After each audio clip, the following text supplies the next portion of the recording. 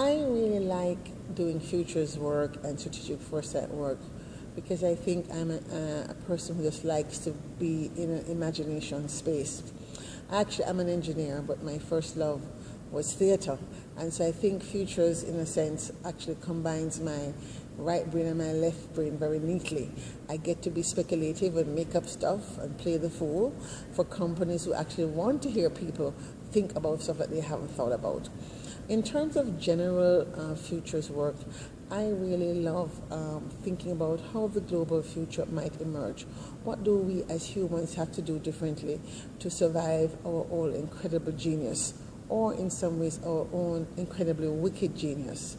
How do we as humans come together in this very critical period of civilization to deal with the global challenges that confront us, whether that be, water security, food security, energy security, cyber threats, narco trafficking, terrorism.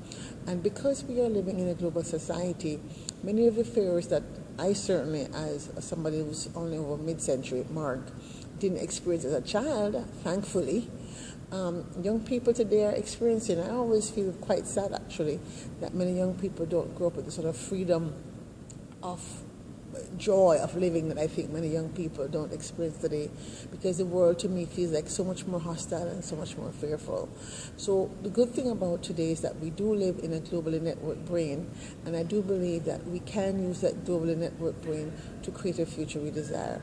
So for me, what I like about the study of the future is that hopefully I can be a part of the change making conscious humans that are really trying to consciously help us survive our own incredibly wicked genius.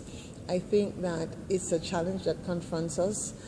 Those of us who certainly work in the global development arena, where I've spent so much of my adult life, must, I think, begin to think more constructively about the future we're trying to create. We must go beyond the sort of a very siloed thinking of our individual projects, whether that be a project for water, or a project for women's health, or a project for HIV/AIDS, or whatever, to a more larger reality of what it means to be human in this particular time, when artificial intelligence and the ability of artificial intelligence is closely approximating human behavior.